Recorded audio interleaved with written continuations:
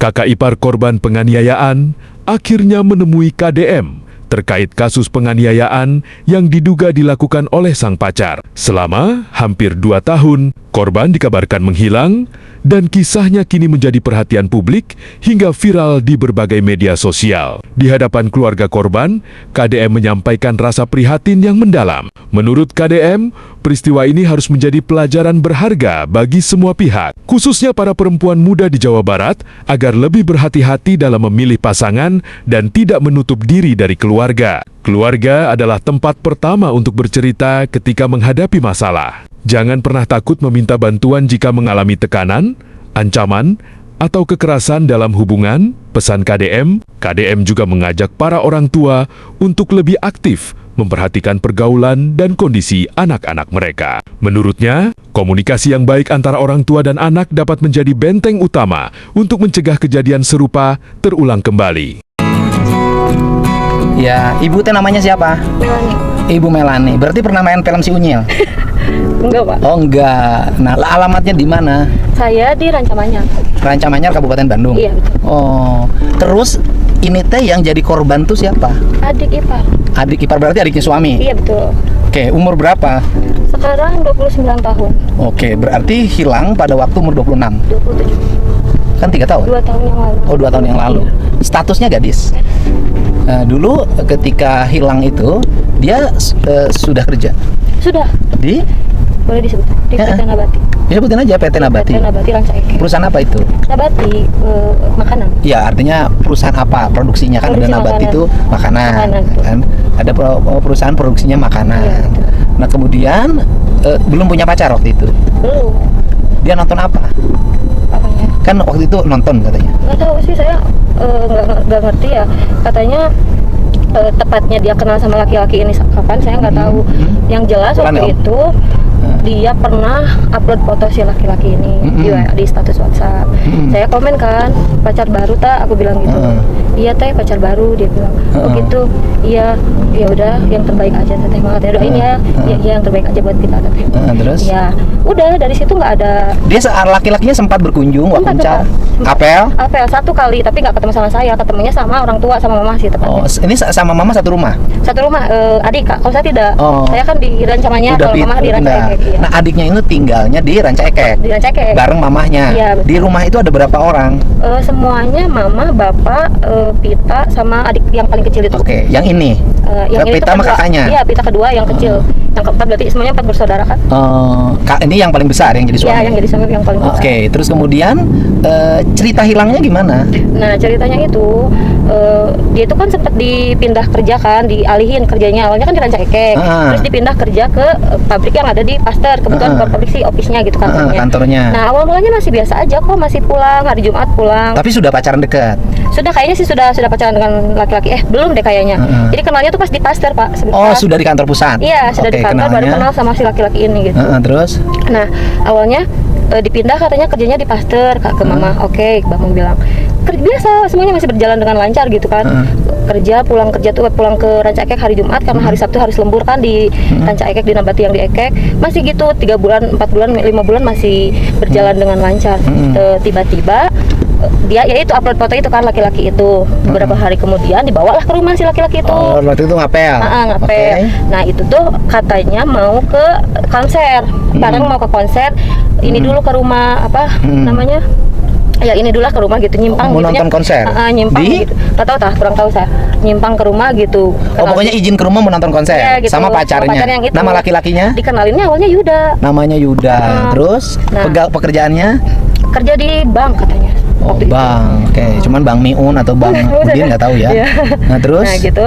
Udah, itu pertemuan terakhir kita. Oh, jadi waktu itu mau nonton konser, habis nonton konser itu nggak balik?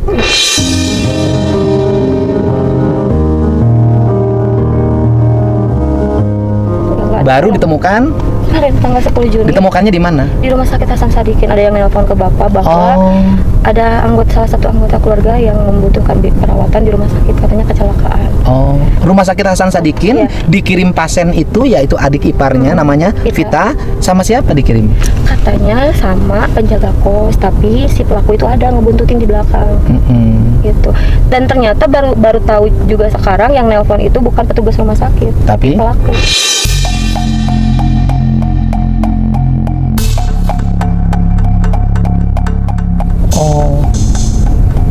Oh, berarti dia tinggal satu kos Iya betul. dengan laki-lakinya. Kok 2 tahun tinggal dalam sebuah kos di Bandung, kok bisa nggak bisa keluar? Itu Pak, tinggalnya tuh pindah-pindah setiap 3 bulan sekali, dibawa lagi kemana, jadi nggak stay di satu kos. Iya, artinya kan masih Bandung gitu loh. Iya. Kan tidak sesulit itu. Iya betul. Kenapa sampai psikologinya tidak bisa melawan? Awalnya itu yang dihancurin itu matanya, Dihancurinnya gimana? dibuat nggak bisa ngeliat. Hah? Iya, dibuat nggak bisa ngeliat, itu pengakuan dari korban. 1 bulan. Jadi sekarang nggak bisa lihat? Iya, sekarang nggak bisa lihat. Nah, kan pelaku itu ngebogohan. Kenapa harus matanya dibukin buta? Itu juga saya pengen tahu kenapa. Kok bisa adik saya di... Kan artinya kalau bobogohan ya bobogohan aja ya kan, makan dikasih makan, pulang ditidurin, kan begitu loh. Iya. Ya kan kalau bobogohannya berlebihan. Tapi kalau sampai dianiaya, sering dianiaya, Iya, sering. loh, tujuannya apa ya? Itu yang saya pengen tahu tujuannya apa. Saya tuh nggak dapat jawaban udah sampai sekarang. Karena pelakunya juga nggak ada. Kan kalau mau dijual, kalaupun kejahatan ya, kan biasanya dijual gitu kan. Iya. Kalau ini kan enggak, disimpan di rumah, disiksa, kan aneh. Iya. Nggak tahu sudah. Sekarang tuh udah nggak bisa lihat. Nggak bisa ngeliat. Ininya juga apa? Bibirnya itu digunting katanya. Hah? Digunting. Oh, berarti pelakunya mengalami kelainan ya? Mungkin digunting. Bekas sayatan sudah pasti. Bekas sundutan rokok juga banyak. Kakinya dibacok-bacokin dua-duanya. Oh, ini ada kelainan kejiwaan. Ya ada kelainan kejiwaan lah kalau ini mah. Kan ini tidak biasa kan. Kan paling kalau namanya hubungan yang begitu kan paling hamil, disuruh menggagurkan gitu loh. Iya. Atau ditinggalin kan gitu loh, dia pergi. Kan begitu biarin juga. Kalau ini mah kan orang dibawa atau disiksa. Disiksa. Katanya semua diambil. Ya kayaknya aneh. Pinjol dibawa, highlighter dijebol. Jadi akhirnya pinjam pinjol. Iya, pinjol. Atas nama adik si saya. berapa? Total nggak tahu ya, kalau pinjol nggak tahu saya. Kalau total kerugian yang ada di barang-barang gitu, motor, laptop, handphone, sama tabungan, terus emas-emas juga. Berarti adiknya dalam posisi sebagai perempuan mapan dong ya. Alhamdulillahnya. Tapi dengan peristiwa ini hancur. Kok bisa begitu ya? Ini yang disebut dengan fungsi tempat kos, rumah-rumah. Ketika ada tamu tuh harus didaftarkan. Dua-duanya harus ada didaftarin di RT. Iya. Nah, yang gini-gini sekarang tuh udah nggak berfungsi. Fungsi-fungsi lingkungannya udah nggak berjalan. Ya akhirnya jadi kesadisan seperti ini. Tapi identifikasi pelakunya sudah. Polisi pasti udah tahu. Sudah. Orang mana katanya? Ciaro Nagreg. Orang Nagreg. Keluarga di Nagregnya ada dong? Ada bapaknya doang. Ada bapaknya. Terus dari penjelasan dari keluarganya yang di Nagreg, barangkali dapat informasi, dia itu kenapa? Katanya memang bermasalah sih di sana juga, kalau nggak bok ya nyuri, kalau nggak nyuri ya penganiayaan, memang udah ini. Terus waktu dicari ke sana juga udah nggak pulang, udah lama, udah sama nggak lama. Ya artinya kan kalau orang nganiaya kan nganiaya. Orang temennya atau musuhnya laki-laki kan sering terjadi. Tapi kemudian berbuat sadis pada orang yang dianggap dicintainya, waktu itu kan menjadi aneh. Sekarang lah masih kan, polisi masih mengejar kan, dan pasti dapat. Mudah-mudahan ya Pak, itu harapan kami. Enggak yakin, enggak pasti dapat. Polda ini cepat biasanya. Amin. Apalagi sudah teridentifikasi kan DNA-nya, KTP-nya kan, wajahnya, alamat asalnya gitu. Nah, kemudian si keluarga yang di Nagreg ini, pernahkah dia pulang ke Nagreg selama 2 tahun? Katanya tidak pernah. Udah lama kok nggak pulang, kata bapaknya. Saya juga nggak tahu keberadaan anak saya di mana. Bapaknya bilang. Oh, jadi nggak pernah. Berarti mungkin pas sama adik saya juga udah nggak pulang mungkin. Berarti kan waktu awal adiknya ikut itu dengan keikhlasan ya? Iya. Artinya karena bogoh kan? Iya, suka. Karena bogoh ya. Tapi sekarang adiknya sadar, bisa bicara. Bisa. Artinya kesadarannya pulih relatif baik. Dari awal pun juga. Sudah. Badannya kurus dong. sudah sekali Pak ya. Dia cuma dikasih makan 1 kali sehari kok. Dikasih makan aja dia suruh ngerangkap sendiri nyari makanannya. Sadis itu.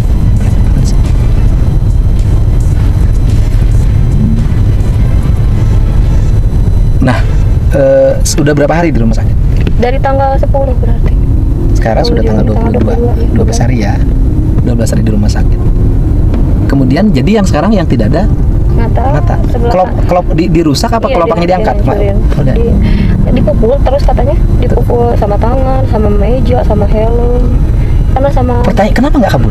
susah Pak. Karena kan pertama yang diambil itu matanya Pak. Dari 1 bulan pertama dia mengenal si cowok ini, yang pertama dihancurin itu matanya. Aduh.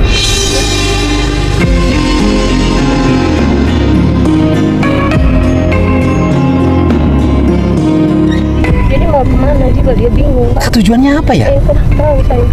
Itu yang saya penasaran, itu motifnya apa. Kalau mau misalnya mau ngambil hartanya ya sudah ambil saja gitu, kembalikan dia ke kami gitu, ke keluarganya. Tapi yang saya, maaf ya Pak, yang saya heran kenapa kok adik saya sampai dihancurin seperti ini gitu. Loh, kenapa perempuan tiba-tiba pura-pura dipacarin, dibawa terus disiksa? Kan nggak ngerti. Kan disiksa itu misalnya dia pacaran, kemudian berontak, atau misalnya ada ketidakharmonisan kan baru kan? Baru kemarin saya dapat WA, katanya saudaranya pelaku. Nah, terus? Menurut POV-nya dia, saudara saya yang selingkuh, adik saya selingkuh katanya. Selingkuhnya gimana? Nggak tahu, katanya dia yang minta untuk pindah kosan, bukan saya yang maksa. Katanya dia yang minta kabur sama saya, bukan saya yang maksa, dibilang gitu. Maksudnya? Jadi ya semuanya atas dasar kemauan perempuannya gitu, kabur. Adik? Iya, kata si pelaku. Oh, versi Versinya pelaku yang cerita iya. ke saudaranya. Iya, terus nge-WA ke saya. Kemudian si perempuannya yang ngajak kabur dari rumah. Katanya gitu bilangnya. Emang kabur dari rumah dasarnya apa? Kurang tahu saya. Apakah cintanya dilarang? Kan kabur Ya, itu misalnya enggak. cintanya dilarang, kan Iya, ini mah tidak iya. kan? Iya, makanya saya juga aneh. Terus kemudian selingkuh, terus matanya tiba-tiba dihilangin. Iya, dia si pelakunya ngomongnya gitu. Kenapa katanya bisa sampai terjadi penganiayaan yang berat karena dia selingkuh. Loh, kan dibawa sama dia pergi. Menurut pengakuan pelaku ke saya.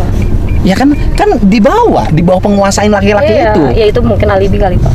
Supaya dia nggak terlihat salah-salah amat mungkin ya. Lah ya nggak bisa, dia bukan suaminya juga. Ini loh. Aneh ya. Di Hasan Sadikin ini di kamar berapa? Di ruang di MCHC lantai 5. Udah, nanti saya ke sana. MCHC lantai 5 ya. MCHC lantai 5. Ruang isolasi. Masih di ruang isolasi? Masih. Belum boleh ditengok. Ya. Boleh sih. Ya minimal saya bertemu dengan pimpinan rumah sakit. Yang berikutnya artinya belum boleh ditengok. Iya, sama yang lain. Ya nggak boleh belum ditengok. Iya. Oke. Kemudian rumah sakit gimana? Karena ini korban penganiayaan, biasanya tidak ada klaim BPJS. Ya, betul. Saya sudah ngomong sih masalah itu.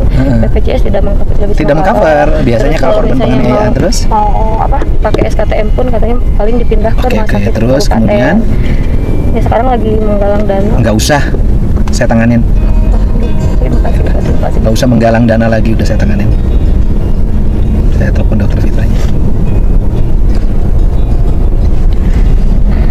Nanti suruh biayanya langsung atas nama gubernur ya. Oh, ya, terima kasih.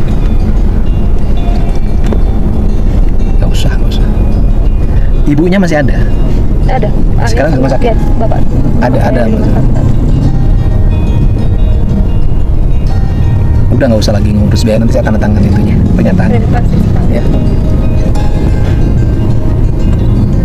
Ya karena kalau orang lagi susah, kehilangan anak berbulan-bulan, bertahun-tahun, pulang dalam keadaan hancur, ya kan? Badannya penuh tato sekarang. Adik saya. Berarti ditatoin dong. Katanya dipaksa, kata adik saya dipaksa ditato. Kalau tidak mau saya disiksa. Kalau disiksa pun, kalau dia mengeluarkan suara sedikit saja, penyiksaannya akan semakin besar. Makanya bagi perempuan dimanapun, jangan sembarangan ketemu laki-laki. Betul. Jangan hanya selewat mengenal orang, kemudian Anda semua tiba-tiba mau diajak pergi. Nggak boleh. Pergi perempuan tidak boleh hanya dengan laki-laki sendiri, harus ditemani oleh keluarganya, itu yang benar. Kalau laki-laki pengennya kalau anak perempuan pergi tidak ada yang nemenin. Dok, ini saya menuju Hasan Sadikin. Ini Hasan Mas Sadikin mau nengok yang korban penyekapan. Itu nanti seluruh pembiayaannya akun saya ya. Nanti saya ditagihinnya ke saya penjaminnya. Ya. Siap ya. Aman. Saya. Nanti tagihannya ke saya, nggak usah ke keluarganya. Ya. Siap, siap. Oke. Pak Gup mau ke RSAS? Nah, sudah di depan ini. Oh iya, kita ke sana. Oke. Kita ke sana. Terima Siap, kasih, Pak Gup. terima Siap, kasih, siap, terima kasih. siap.